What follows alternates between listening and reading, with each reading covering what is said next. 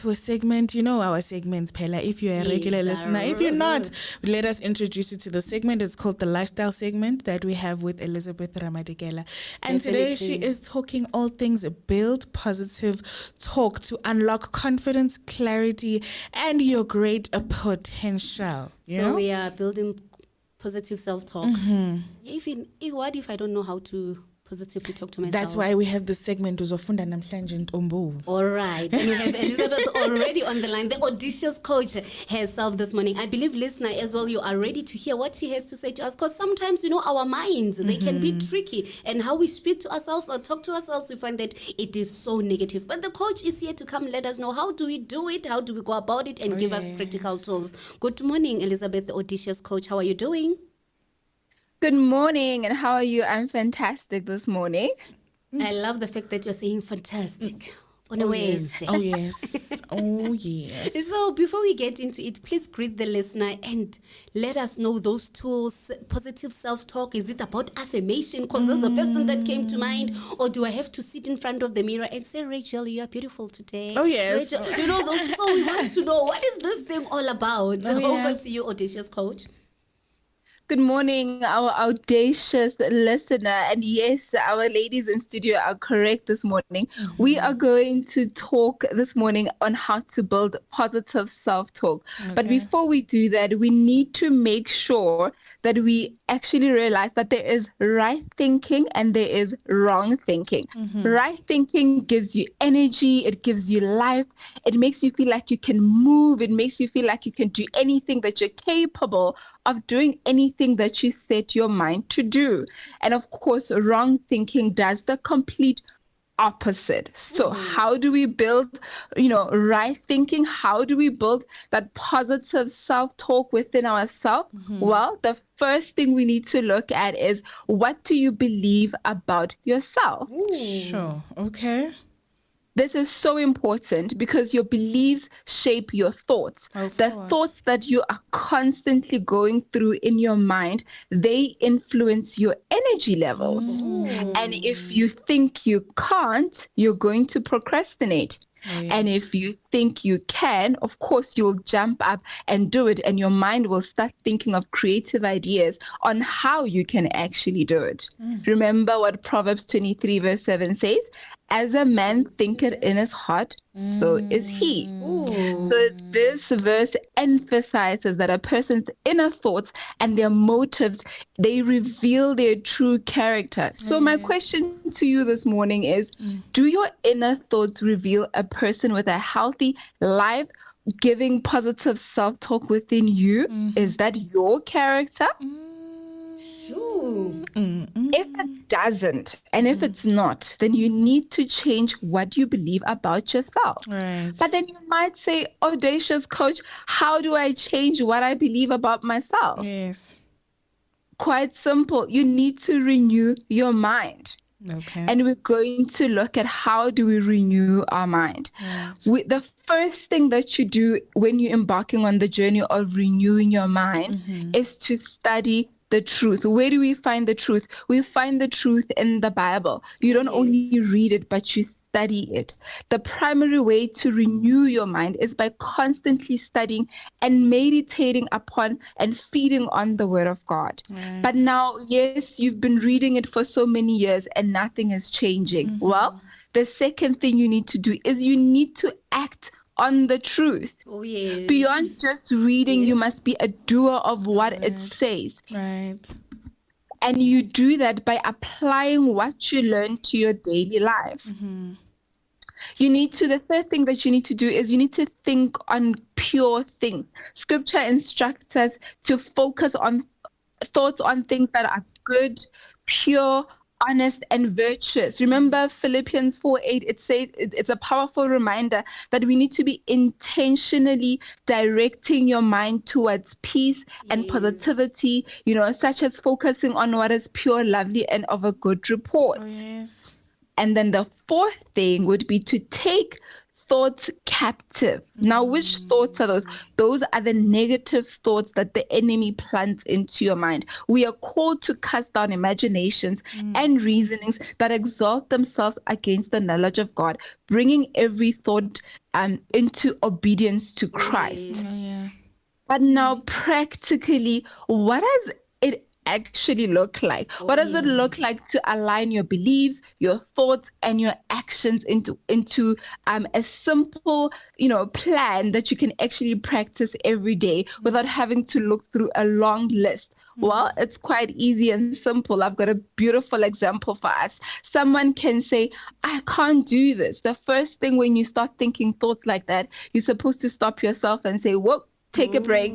That is a lie from the enemy. And then you need to analyze, where is this lie coming from? Well, it could be that you have a belief within yourself that says, I am not strong enough. I am not smart enough. I am not clever enough.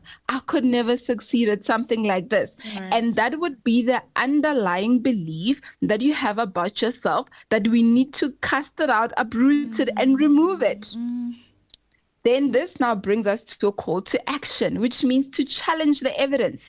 Ask yourself if this belief is actually true, or if it's just an old story that you have gotten used to telling yourself. Right. Have you been telling yourself that for so long that even now in the present, after you've done all this work, you've improved and you've received so much results, that the old story, the residue of the past is just still hanging on? Oh no, we can't live like that. So what's the next step? The next step would be to rewrite the internal script. You need to shift your focus from your core beliefs, from fixed limitations to a growth-orientated mindset. What does that actually practically look like?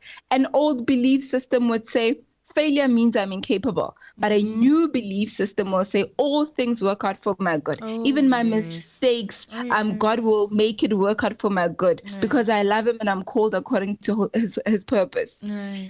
An old belief system will say, I need to know everything before I start. A new belief system will say, I can do all things through Christ who strengthens me. I can take a step of faith. God will order my steps and direct my steps. His word is a lamp unto my feet. I am not doing life alone.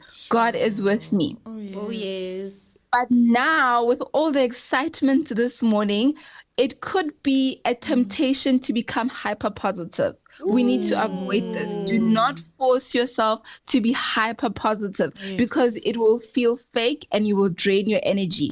For example, someone can say, my presentation is going to be super perfect and there will be no mistakes. If you are already feeling horrible about yourself, you won't believe it. And it's going to feel like you're lying to yourself.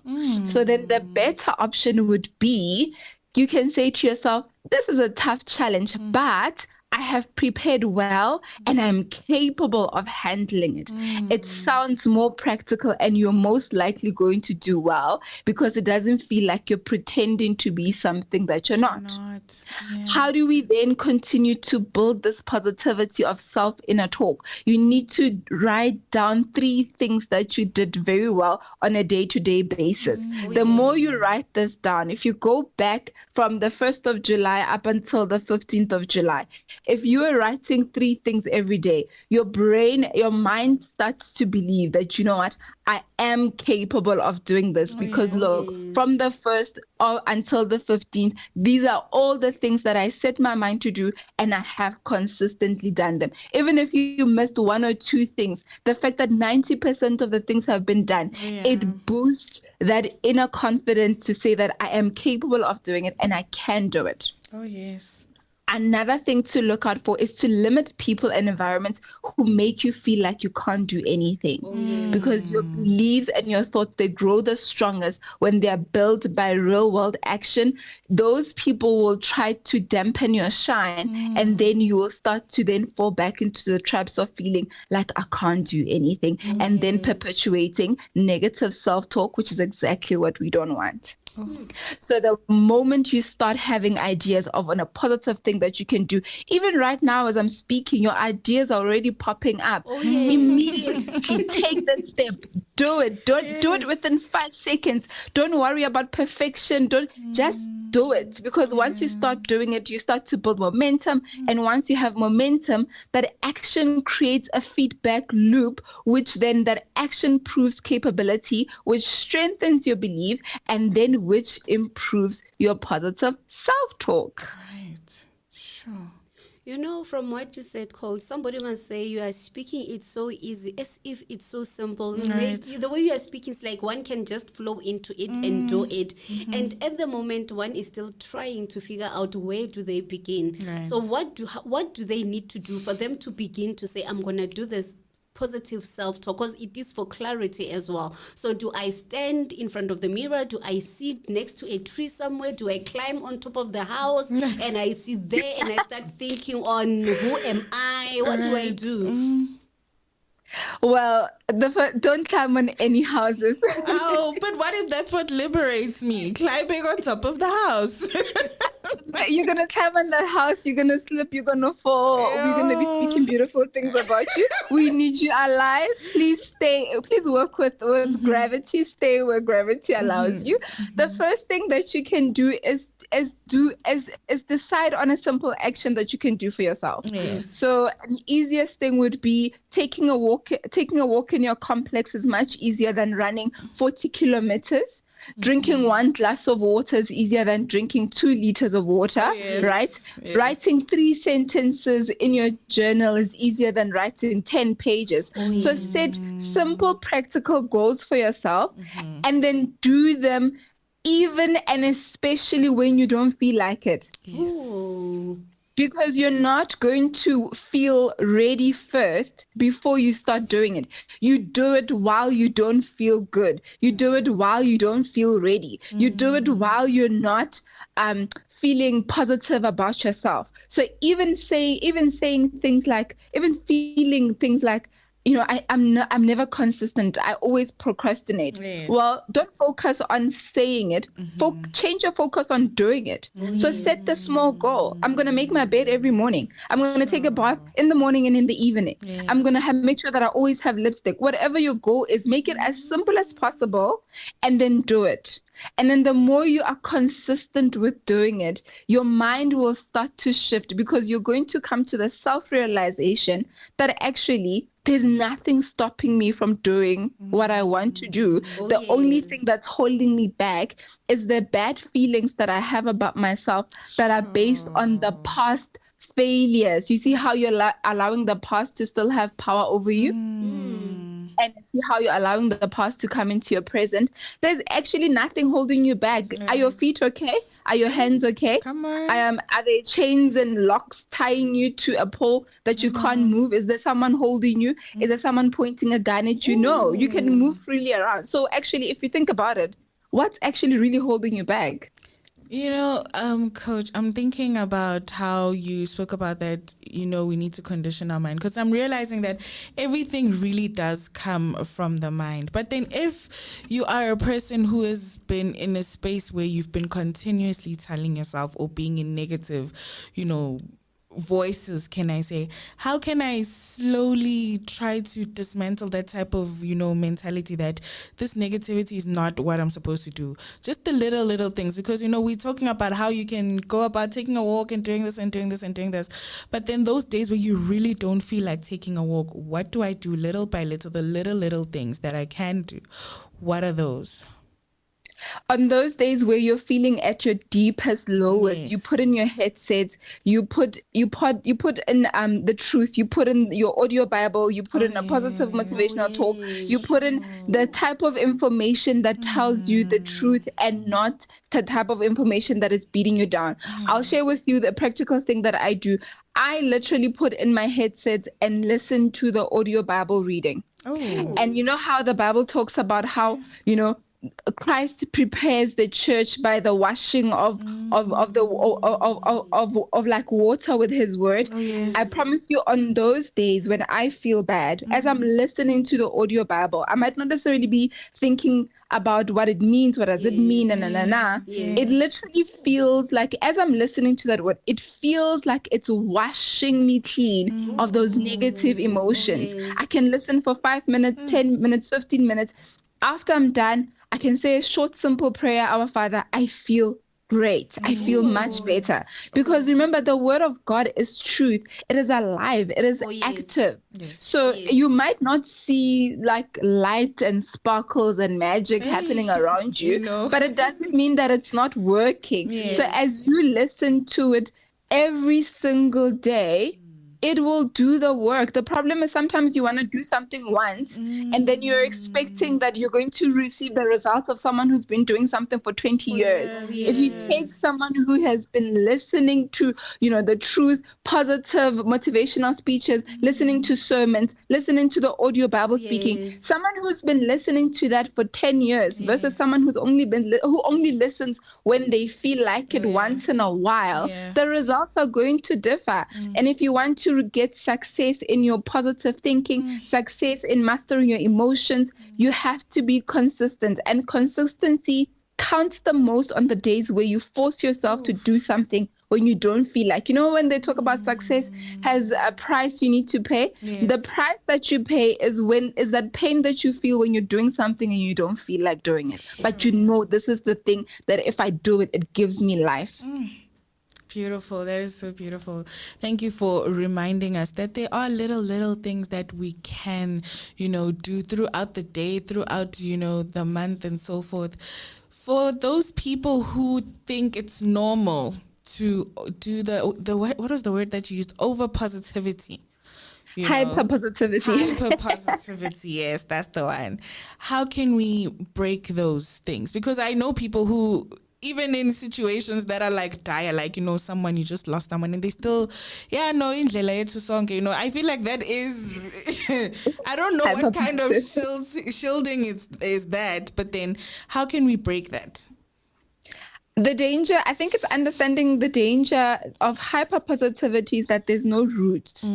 So you will fake it for 6 months, 4 months, but then it's the same as someone who's building their house on sand without a rock solid foundation. Then when the hectic storms of life comes, then you're not gonna stand. You're gonna crumble because your roots don't go deep. Versus someone who is acknowledging that, look, this situation is tough. This grief has got me on chokehold, but there's truth in the word. Even if my situations keep changing and I don't see the results, I know God never changes. God is consistent. Has there been evidence in the past before of his faithfulness? Yes. So that means that it's proof that even now with the success that I'm trusting him for, or this new thing that I'm trusting him for, I will have success. I need to be patient. So that actually allows your roots to grow deep, because you're not just building your confidence and your trust and your faith on fluff of feelings of that feel good, but you're building your faith and trust in the actual real truth, which is the word of God, which actually is alive, which actually produces results. Right. And on that note, Coach, as you're about to wrap up this conversation, where can one get a hold of you to work with you? It is Elizabeth Ramadikela on all social media platforms and elizabethramadikela.org on my website. And pop me a DM and say, Audacious Coach, help, and we'll start the conversation from there. Oh, that is so beautiful. And before we can even say goodbye, we have this question of the day and we want to hear from a coach. When two friends in your circle fall out, what should the rest of the group do? Stay friends with both, choose a side, or step away from both altogether, and why? Sure. I think context is important. Yes. Because now when the fallout happened, was it only the two of them or was the group involved? And also, what is the goal? Are we trying to maintain the relationship moving forward? Because I honestly believe in reconciliation and healing. So if it's both of my friends, I would sit them down, try to be a mediator of some sort, hear both sides and see if they can both forgive each other and reach a point of compromise. But if they're not willing to reconcile, I would need to decide what I'm willing to sacrifice on, because I honestly believe in reconciliation. I've seen God restore situations in my life where there was no way they could be restored. So I know that there's no amount of fallout that can't be restored if two people are able to speak candidly, open-heartedly, pour your heart out and say, when you said this, it really broke me. Usually when you're that vulnerable and honest, there is a possibility for forgiveness and reconciliation. But of course, it depends on the context. All right. It depends on the context. Situations like abuse and things, that's a different story. So it depends on how deep the situation goes. So, it's good